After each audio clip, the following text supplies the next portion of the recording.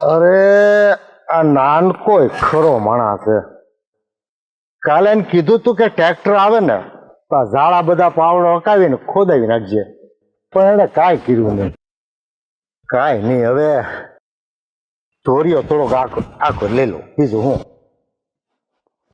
નાનો છે ને હજી, એને એટલી બધી ગંભીરતા ન હોય ખેતીવાડીની, અને હું તો મોટો છું, મારે તો બધું સમજવું જ પડશે.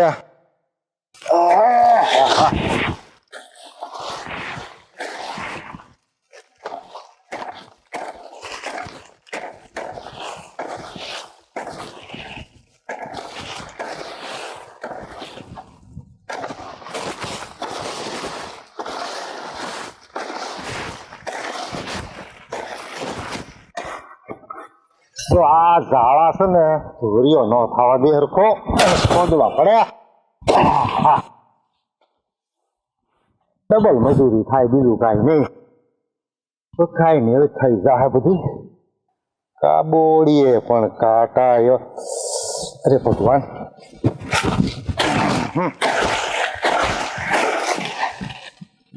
આ ધોરિયો થઈ જાય ને તો આ ભડું પી જાય ને ડુંગળી સોંપી દઈ ને એટલે 4 વીઘામાં ડુંગળી થાય, અને મારો રામ મેર કરે ને ભાવતાલ ઓણ હારા રહી ને તો બખા નીકળી જાય.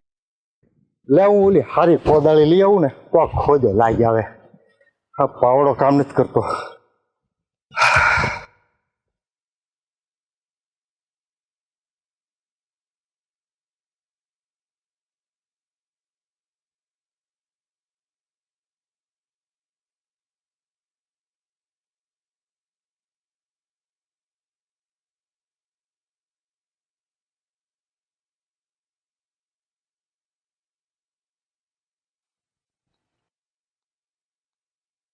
લુરખા ને લુરખા ડુંગળીનો ફાલ છે, પણ પીઠામાં ભાવ નથી. આ ખેડૂત અને પીઠાવાળાનું કોને ખબર કઈ રીતનું સેટલમેન્ટ છે કે પછી ખબર નહીં. ખેડૂતના ઘરમાં માલ ભેગો થાય, ઉત્પાદન સારું આવે એટલે પીઠું બેસી જાય, અને પીઠું જેથી ધબધબાટ બોલતું હોય, ઊંચા ઊંચા ભાવ થઈ જતા હોય, એથી ખેડૂતના ઘરમાં ખોબો માલ નો હોય. હવે કુદરત અને પીઠું એ બેનું કાંઈક મેળા પીપણું હોય ને એવું લાગે.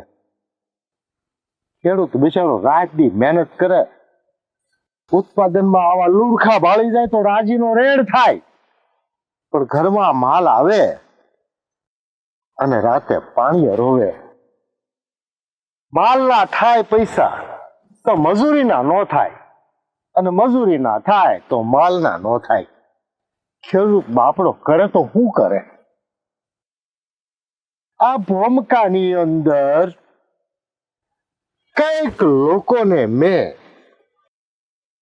રોતા જ નહીં પણ આર્થિક સંકટમાં આવીને મરતા જોયા છે.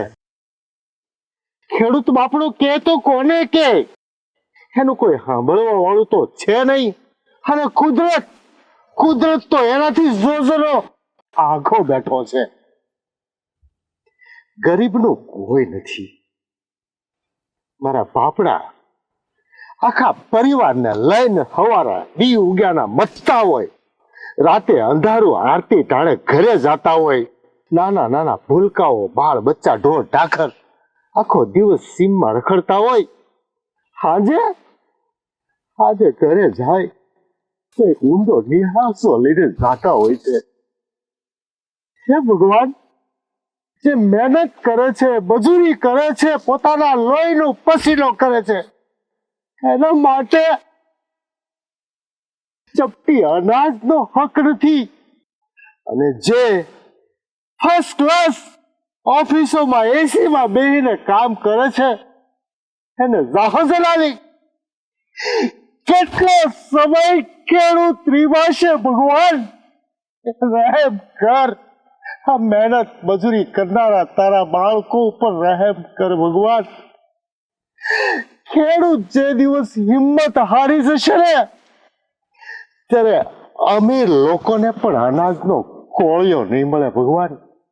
આ દિવસ આવે ને એ પેલા એક વખત આંખ ઉઘાડી નાખ મારા બાપ.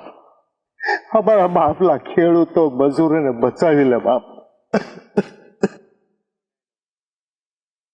હે ભગવાન, તે આ ખેડૂતને જગતનો તાત બનાવીને તો મોકલ્યો.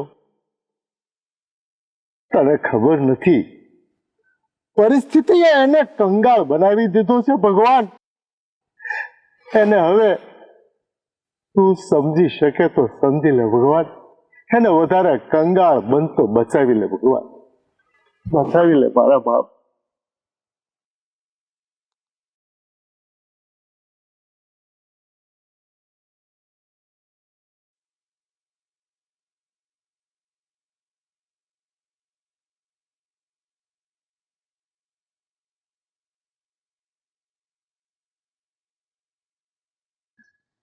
હે ભગવાન, આ તમે ખેતરે જવાના છો કે પછી કેશવભાઈ ઘરે આવવાના છે? જો કેશવભાઈ નો આવવાના હોય ને ઘરે તો હું ભાત બનાવી દઉં. કેશવે એવું કઈ કીધું નથી, પણ તું ભાત બનાવી નાખ ને. બપોર સુધીમાં જે નહીં આવે તો હું ભાત આપી આવીશ. સારું, હાલો તો હું ભાત બનાવી નાખું. ભાઈ, આજ કેમ વહેલો આવી ગયો વાડીએથી? વાડી રેડી મૂકીને. ભાઈ, આ પેલા ગોવિંદ કાકાએ ફરી પાછી વાડીના શેઢાની હોળી ખડકી છે. મને શેઢામાં પગ ન મૂકવા દીધો. કેમ? પાછું વળી શું થયું? અને તને કેમ શેઢામાં પગ મૂકવાનો દીધો? આ ગોવિંદ કાકા કે ઓણના વરમાં આ શેઢો મારે ખેડવાનો છે, એટલે એક વરહ સુધી તમે કોઈ આમાં પગ ન મૂકતા. આ ગોવિંદભાઈ તો હવે હદ કરી છે. મને લાગે છે કે આ શેઢા હારુથી હક પણ તૂટી જાય. પણ મને ઈ નથી સમજાતું કે આ શેઢાની મોકાણ છે હું. રાધા, આપણે ને ગોવિંદભાઈને એક શેઢો છે. આપણા ખાતામાં 20 વીઘા જમીન બોલે છે અને એના ખાતામાં 30 વીઘા. દસ્તાવેજના લખાણ મુજબ 1 વીઘો જમીન આપણી એનામાં દબાઈ છે અને પંચાયતના રેકોર્ડમાં ક્યાંય જમીન મળતી નથી.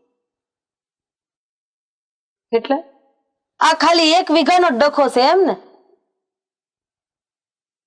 રાધા, જમીન 1 વીઘો હોય કે 1 ઇંચ, પણ મારા હકનું તો હું જાતું નહીં જ કરું. હા, સાચી વાત છે તમારી. આપણે હું કામ જતું કરીએ? અને એટલા માટે તે મગજ મારી કરતા પહેલા તમને હું વાત કરવા આવ્યો કે ફરી પાછા આ લોકો કબજો જમાવવાની વાત કરે છે. અરે પણ ખોટે ખોટી હું કામ દુશ્મનાવટ કરો છો? 1 વીઘામાં આપણે ક્યાં બંગલા બંધાઈ જવાના છે? રાધા, દુશ્મની હોરતા નથી, દુશ્મની તો હોરાઈ ગઈ છે. અને હવે તો છે ને એકબીજાના નાકનો સવાલ પેદા થયો છે. અરે નાકની ક્યાં કરો છો? હક પણ તો વિચાર કરો. આ તો એ લોકોને વિચાર કરવો જોઈએ ને. એ કઈ સારું કામ તો નથી કરી રહ્યા, એને તો છોડી દેવાની છે. કેશવભાઈ, હા, તમને બંનેને મારે કેમ સમજાવવા? એ તને નથી ખબર? શેઢાના પાળે ઉભો ઉભો કેવા પડકારા કરે છે ને કેવી ધમકીઓ આપે છે. મારા ભાઈને ખેતરમાંથી કાઢી મૂક્યો અને હું એને જતો કરું? જાતું કરવાની ક્યાં વાત છે? નિરાતે શાંતિથી બેહીને સમાધાન કરી લ્યો. એકબીજાના મનમાં જે મનમેળ ન હોય એ મનમેળ કરી લ્યો, વાત પતી જાય. ઘણી વાર સમાધાન કર્યું, પણ શું ફાયદો? ત્યારે સમાધાનમાં તો એમ કે હા તમારું રાખો, અને પછી દર વર્ષે આવું થાય છે. આ પાક લેવાનો સમય થાય ને એટલે બસ એનો પોતાનો ત્યાં છે ને કબજો જમાઈને બેસી જાય. તને ન ખબર હોય રાધા, એ ફરકણો માણસ છે. વાતે વાતે ફરી જાય છે અને ભૂંડા આપણને લગાડે છે. તો મોટા ભાઈ, આ વખતે આપણે નમતું મૂકવાનું થતું નથી, બરોબર? કેશવભાઈ, પણ તમે તમારા હક પણ નો તો વિચાર કરો. ભાભી, હવે એ જે થવાનું છે એ થાય. હવે એ લોકો એ માંડી છે તો આપણે પૂરી કરીએ, બીજું શું? ખાઈ નહીં, તમે બે ભાઈઓ બેહો, હું આ ઢોરને થોડુંક નીંદણ નાખતી આવું. અને ભાત અને ખાવાનું જલ્દી બનાય, ભૂખ લાગી છે આ બળતરા મને બળતરા. ગાગર લેવા દો.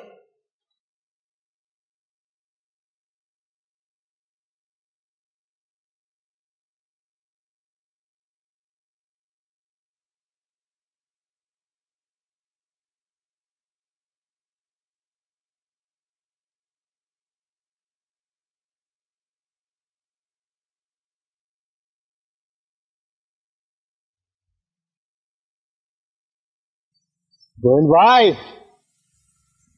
એ ગોવિંદભાઈ,